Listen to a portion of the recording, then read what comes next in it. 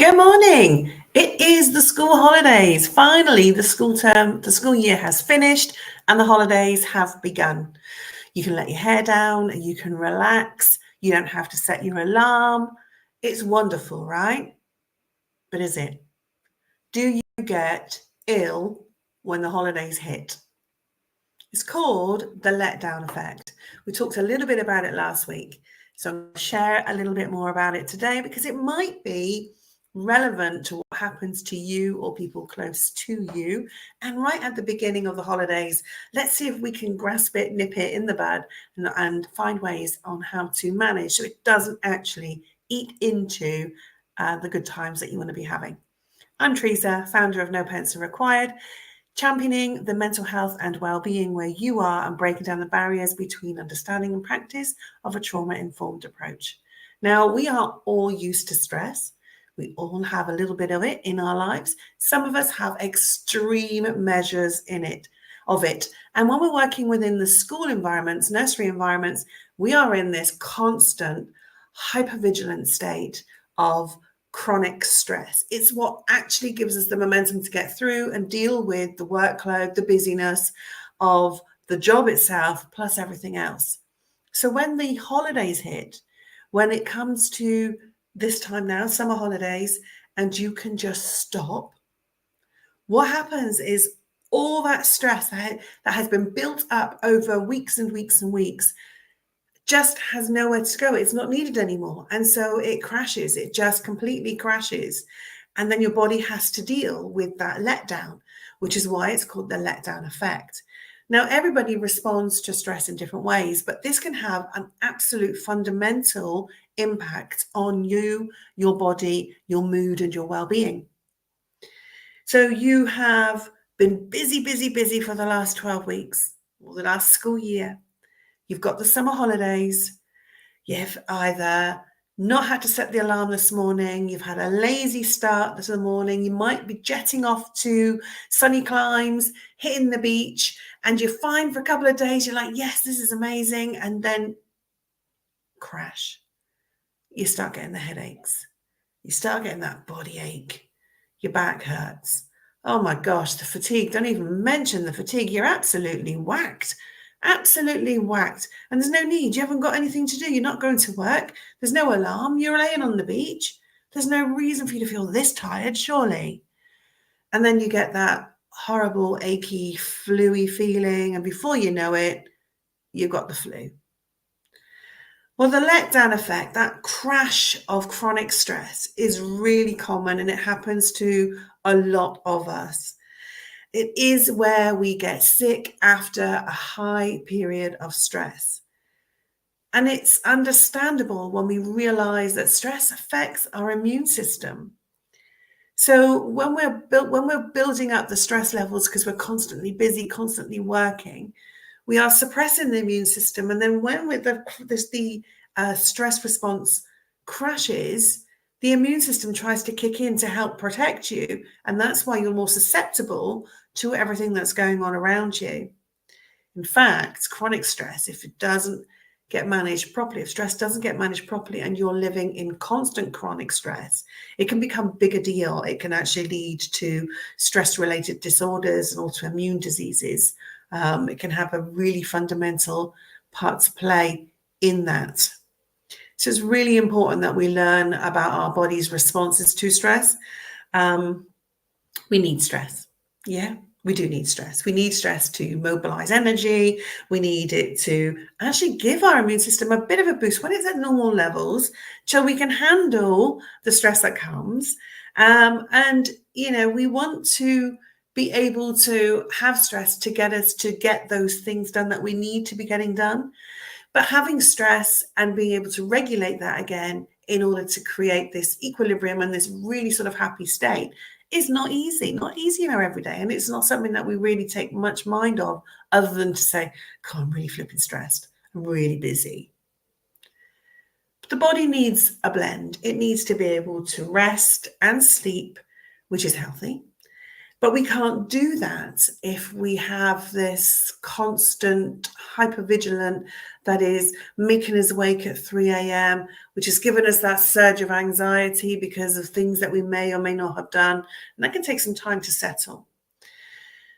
And when we do it too quickly, when we try and break out of the stress responses that we've been living in for such a long time too quickly, it actually has negative impacts on our bodies.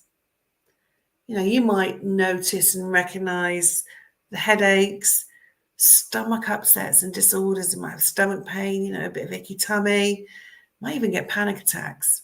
You might even get real overwhelming anxiety, and you're like, where the heck has this come from? Your skin might outbreak, and we've talked about that fatigue. And fatigue isn't tiredness. Fatigue is just like someone's just dumped this big, heavy lead coat on top of your shoulders, and you're really struggling to get through. So what can you do if that happens to you?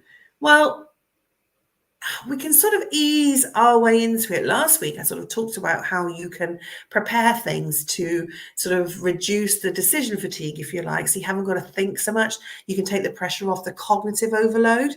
But equally, when we want to de-stress, we can do that in a way that instead of just suddenly stopping and not doing anything, and I don't mean that in the sense, that you're just going to lounge on the sofa, although if you do, that's possible too. But it's actually having a little bit of a balance, a way to keep your mind and your body active in a regulated, specific, chosen way. So you could just still physically just do short bursts, maybe put a song on and give it a bit of a dance, maybe go for a nice walk, a brisk 10-minute walk just to get you outside.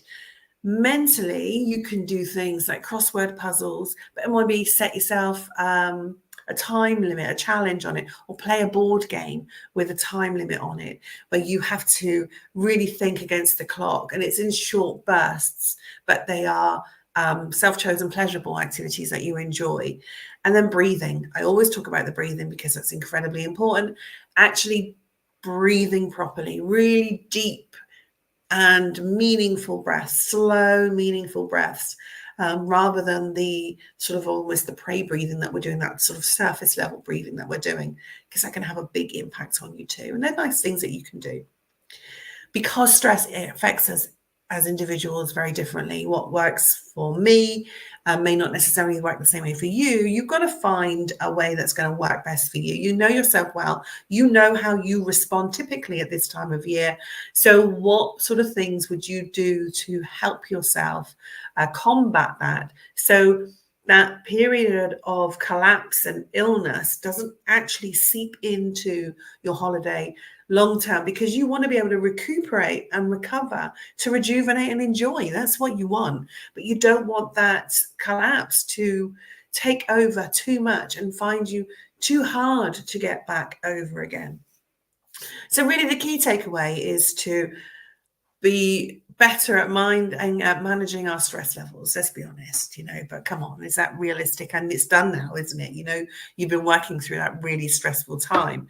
But if we can learn to be aware of what's happening in our body, recognize why that might be, just have that bit of curiosity, and then either taking up something that, maybe going for that brisk walk, maybe playing that board game, maybe breathing and allowing your body to process that letdown and that feeling, so that you can sort of help to TLC, bit of self-TLC, bit of self-nurturing, which is always really important. So I just wanted to present this to you in a really short, snappy way. I don't want you to be feeling so burnt out and fatigued throughout the holidays that it really impacts you. Because if you're feeling a little bit flat and let down after being on holiday, certainly if you've got things booked, you've got trips and you've got holidays and vacations that you've already booked, but actually you're not feeling your best, it's going to affect your mood. And then that's going to make you feel really sort of narky about yourself. You're not going to be feeling great about yourself as well. So you're going to sort of start on this spiral of negative self-talk, which you don't need, you don't want, because you want to enjoy what it is you've worked so hard for.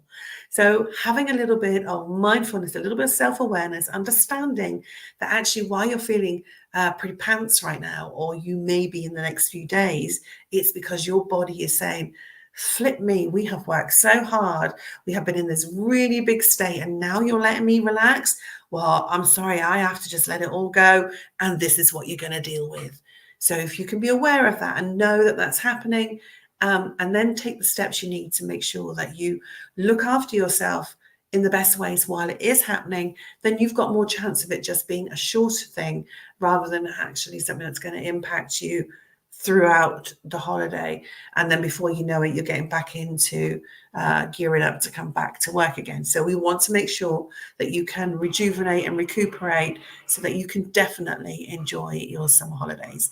So this is What the Fluff, the holiday edition. I'll be coming in every week, Wednesday, Thursday, Friday, to give you some top tips and some bits to help keep you sane and keep you going when you're in holiday mode, whether that's helping you deal with the stresses right at the beginning, whether it's helping you navigate the kids because they're squabbling, or just some general mindfulness stuff, some general mindful mental health and emotional well-being support.